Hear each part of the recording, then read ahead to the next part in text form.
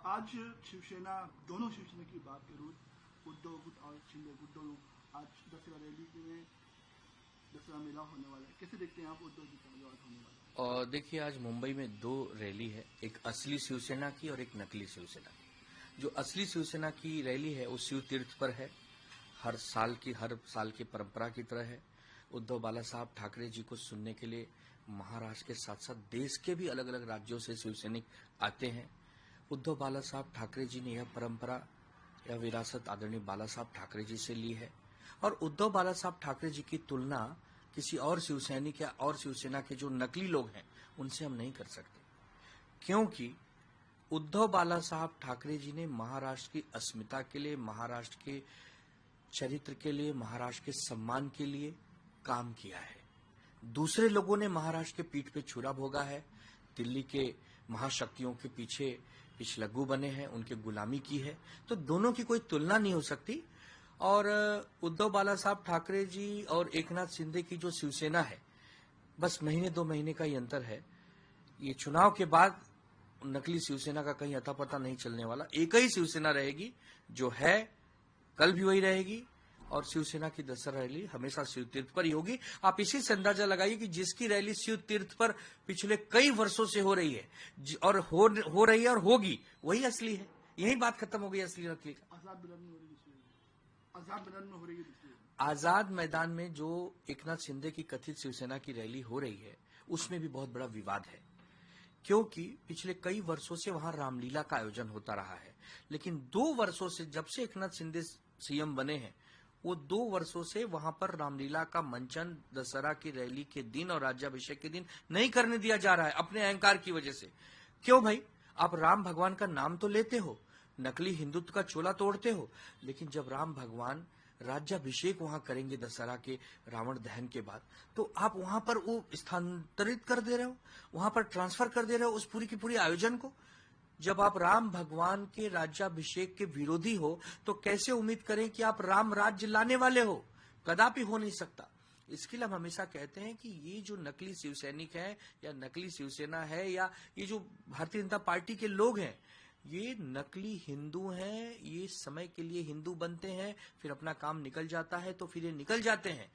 ये करोड़ों हिंदुओं के आस्था के प्रतीक श्री राम भगवान के राज्याभिषेक और रावण के दहन के कार्यक्रम को अगर ये लोग स्थानांतरित कर देते हैं एक जगह से दूसरी जगह अपने व्यक्तिगत, अपनी राजनीतिक लाभ के लिए, तो इनसे ज्यादा और उम्मीद आप कुछ कर नहीं सकते। मुंबई में लगातार हम देख रहे हैं कि जो नए नए प्रकल्प है, प्रोजेक्ट है, उसका इनॉग्रेशन हो रहा है।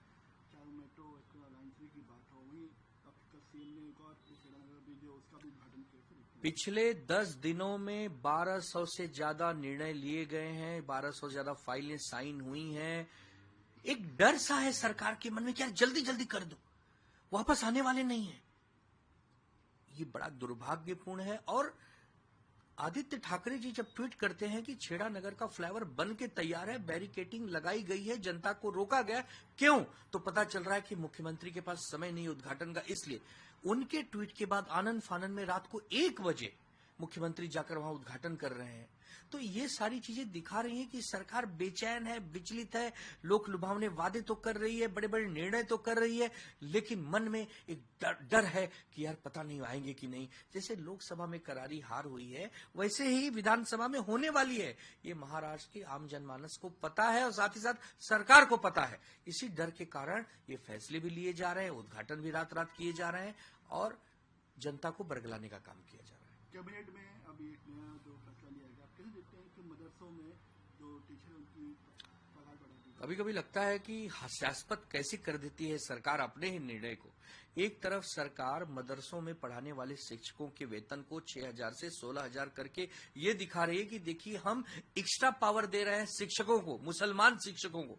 और दूसरी तरफ देवेंद्र फडणवीस जी कहते हैं कि ये जो महाविकास आघाड़ी जीती है महाराष्ट्र में, इसके पीछे मुसलमानों ने वोट जिहाद किया है, एक तरफा वोट किया, हमारे खिलाफ किया है, ये लोग लव जिहादी होते हैं। एक तरफ उनको पुरानी कहावत है ना कि हम आपको थप्पड़ से मारेंगे लेकिन हमारा भाई आपको आके मलहम लगाएगा। ये तो सरकार में चल रहा है। एक तरफ देवेंद्र जी उनका अपमान कर रहे हैं, दूसरी तरफ अजीत दादा पवार कह रहे हैं कि हम अपनी जो सीटें हैं उसमें 10% मुसलमानों के लिए आरक्षण देंगे। तीसरी तरफ एकनाथ शिंदे की कैबिनेट जो है वो कह रहे हैं कि हम मदरसों को बढ़ावा देंगे, मदरसों को पैसे देंगे ताकि उनके जीवन में और विकास हो, उनकी अच्छी जिंदगी हो, उनकी पढ़ाई लिखाई का जो यंत्र तंत्र है वो और सुविधाजनक हो।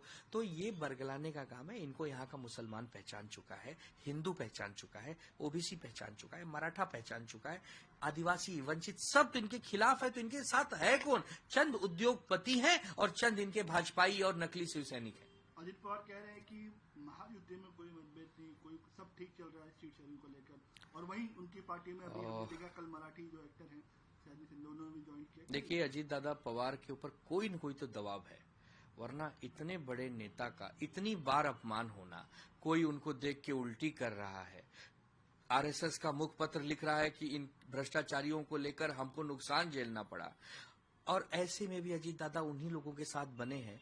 2 दिन पहले की खबर है कि कैबिनेट की मीटिंग में 10 मिनट में अजीत दादा पवार नाराज होकर निकल गए। इसका मतलब ईडी सीबीआई का कोई तो ऐसा दबाव है जो उनके ऊपर है और वो बता नहीं पा रहे हैं। और ये जो सयाजी शिंदे जैसे नेताओं को या हीरो को लेकर नेता बनाया जा रहा है, ऐसे ही आपको याद होगा नकली शिवसैनिकों ने गोविंदा को भी स्टार प्रचारक बनाया था। क्या लाभ हुआ? कहाँ है गोविंदा, कहाँ है स्टार प्रचारक? तो ये जो सयाजी शिंदे जैसे लोग हैं, ये ठीक है, एक 200-500 लोगों के बीच में जाके प्रभाव डाल सकते हैं। संपूर्ण महाराष्ट्र में प्रभाव डालने लायक न तो उनका बहुत बड़ा चेहरा है और न तो उनका कोई इतना बड़ा कद है। हरियाणा में मिली हार को लेकर कांग्रेस ने अभी एक फ्रेश कंप्लेंट फाइल की ईवीएम को लेकर, कैसे देखते हैं आप? देखिए, कुछ सीटों पर तो जरूर ईवीएम को लेकर बहस हुई है, संवाद हुआ है, डायलॉग हो रहा है, लेकिन अब चूंकि हरियाणा में कांग्रेस के हारने के और भी बहुत से कारण हैं। कांग्रेस पार्टी के अंतर्द्वंद, अंदर कलह, सहयोगियों को साथ में न ले पाना, अति आत्मविश्वास, इस पर भी कांग्रेस काम कर रही है। इस पर भी एक कमेटी बनी हुई है जिस पर काम कर रहे हैं, और उसी में एक ईवीएम का भी मामला है कि कुछ जगह से शिकायतें आई हैं, जनता ने शिकायतें की है कि ईवीएम की बैटरियां लो थी, ईवीएम के साथ छेड़छाड़ हुई है। तो एक विवादित मामला है। चूंकि जब तक ये कोर्ट के सामने या चुनाव आयोग के सामने नहीं जाएगा, तब तक इस पर आप कैसे फैसले ले सकते हैं? असदुद्दीन ओवैसी ने कहा है कि अगर मोदी को हराने तो सबको साथ में लेकर चलना पड़ेगा। देखिए, असदुद्दीन ओवैसी खुद एक भारतीय जनता पार्टी की बी टीम है और भारतीय जनता पार्टी की ए टीम है। तो ये बी टीम ए टीम आपस में एक दूसरे के सामने ऐसा मैसेज देते हैं कि हम आपको एक प्रकार से आलोचना करेंगे, आप हमारी आलोचना करना, और लोग उसी में गुमराह हो जाएंगे। लेकिन देश की जनता, महाराष्ट्र की जनता सब जान चुकी है, सबने आपकी नुरा कुश्ती देख ली है। इसके लिए आपकी कथनी करनी पर कोई विश्वास नहीं है, आपके चरित्र पर कोई विश्वास नहीं है। इसके लिए ओवैसी साहब, आप अपना हैदराबाद संभालो, नहीं तो अगली बार आप वहां से भी भगाए जाओगे, क्योंकि ये बीजेपी है, ये अपनी बी टीम को ही पहले खा जाती है। इसका पुराना इतिहास रहा है। अगर आपको नहीं पता तो आप जेपीपी से देख लो, हरियाणा में पहले उनके साथ थे और बाद में उनका सुपड़ा साफ होकर उनका खाता तक नहीं खुलने दिया। ये बीजेपी है। तो एमआईएम और बीजेपी ये दोनों एक ही थाली के चट्टे बट्टे हैं। इसके लिए इन पर ज्यादा बहुत बात करने की कोई आवश्यकता नहीं है।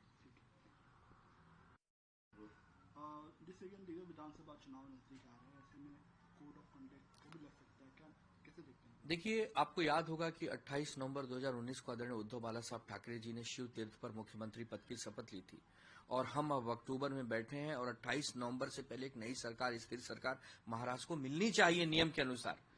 लेकिन कोड ऑफ कंडक्ट अभी लग नहीं रहा, आचार संहिता लग नहीं रहा, चुनाव आयोग क्या निर्णय लेने वाला पता नहीं। तो चुनाव आयोग किसके आदेश का इंतजार कर रहा है? क्या चुनाव आयोग को कहीं से आदेश आना है? क्या कोई बहुत सारी फाइलें, बहुत सारे निर्णय जो 2 दिन पहले हुए ऐसे बाकी हैं? बहुत सारे ब्रिजेस के उद्घाटन अभी बाकी हैं, बहुत सारे कार्यक्रमों का भूमि पूजन, लोकार्पण अभी बाकी है। तो क्या ऐसी मंशा है चुनाव आयोग की? चुनाव आयोग निष्पक्ष होना चाहिए। हमने टीएन शेषन साहब का कार्यकाल देखा है। चुनाव आयोग को विपक्ष और सरकारों वाली पार्टियों में भेदभाव नहीं करना चाहिए।